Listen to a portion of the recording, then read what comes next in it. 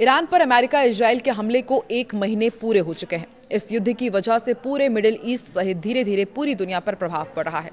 Hormuz जलडबरू मध्य के बंद होने से दुनिया के ज्यादातर देशों में होने वाली एनर्जी क्राइसिस की स्थिति अभी भी बनी हुई है।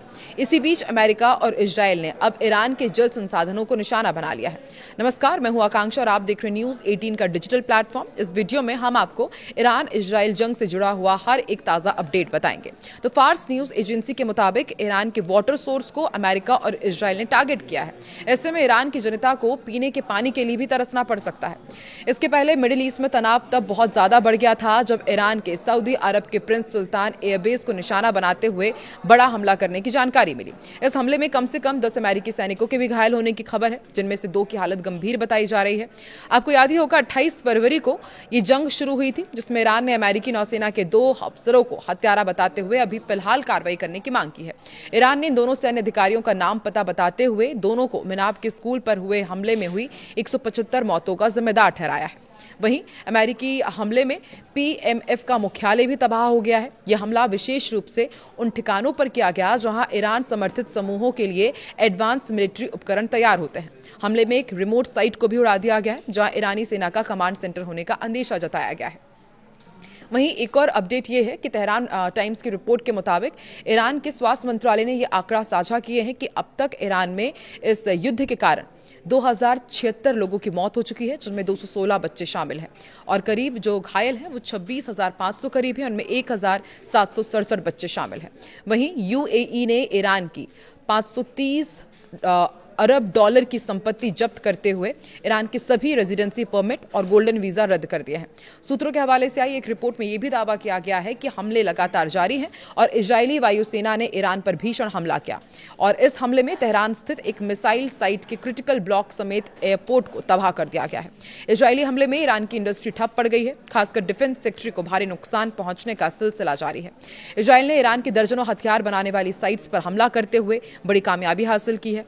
ईरान में जंगी साजो सामान बनाने वाली 2 स्पेशल साइट्स को भी भारी नुकसान पहुंचाया गया है, जहां मिसाइल्स का संयोजन होता था और उपयोग के लिए महत्वपूर्ण उसके कलपुर्जे बनाए जाते थे। एक खुफिया इनपुट पर आईडीएफ ने तेहरान में ईरानी शासन के तमाम बुनियादी ढांचों पर रात भर सिलसिलेवार तरीके से हमले किए हैं। आईडीएफ ने एक सेंट्रल साइट पर हमला किया, जहां ईरान ने बैलिस्टिक मिसाइल में काम आने वाले उपकरण बनाए जाते थे, इसे भी निशाना बनाया गया है। वहीं लेबनान में भी मौजूद हिजबुल्लाह के आतंकवादियों ने इजराइल पर मिसाइल दागी है। इसके बाद इजराइल ने कई मिसाइलों को मार गिराया और दक्षिण लेबनान में भारी तबाही पहुंचाई है। हमले में कुछ पत्रकारों की भी मौत की खबर है। इजरायली हमले में मारे गए लेबनानी पत्रकारों का अंतिम संस्कार किया गया और अंतिम संस्कार जुलूस के दौरान सभी लोग शोक संतप्त नजर आए। ताबूत ले जाते समय अमेरिका विरोधी नारे लगते रहे। ईरान के ताबड़तोड़ हमलों के बाद इराक में एरबिल में तैनात अमेरिकी एयरफोर्स का पेट्रियट वायु रक्षा मिसाइल प्रणाली लॉन्चर भी क्षतिग्रस्त हो गया है। तो वहीं ईरानी दूतावास ने तेहरान को अमेरिकी फौजों को चेतावनी देते हुए कहा है कि ईरान को दबाने के लिए चाहे कितने भी अमेरिकी फौजी आ जाएं, वो यहां से जिंदा नहीं लौटेंगे। ईरानी मीडिया ने वेलकम टू हेल लिखकर अमेरिकी फौजों की आमद को चुनौती दी है। कतर के समाचार चैनल अल अरबी ने इजरायली हमले में तेहरान स्थित अपने ब्यूरो ऑफिस के ध्वस्त होने की खबर दी।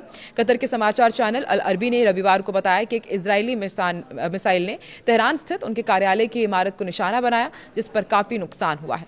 चैनल ने एक्स पर पोस्ट में कहा है कि राजधानी तेहरान में स्थित अल अरबी टीवी चैनल की इमारत को इजरायली मिसाइल ने निशाना बनाया है। व्यापक क्षति हुई है और लाइव प्रसारण निलंबित करना पड़ा।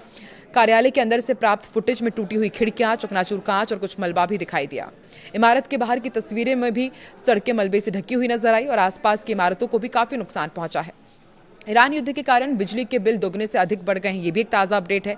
इन्हें अब नियंत्रित करने के लिए मिस्र में दुकानों, रेस्टोरेंट और शॉपिंग मॉल्स को जल्द बंद करने का आदेश दिया गया है। वहीं ईरान ने हॉर्मुज़ से पाकिस्तान के 20 जहाज़ों के गुजरने की इजाज़त दे दी है। रोजाना पाकिस्तान के 2 जहाज गुजरेंगे। अल जजीरा की रिपोर्ट के अनुसार ईरान ने 20 पाकिस्तानी जहाज़ों को हॉर्मुज़ जलडमरू मध्य से गुजरने की इजाज़त दी है। इस्लामाबाद ने इस कदम को मौजूदा ऊर्जा संकट को कम करने की दिशा में अहम माना है।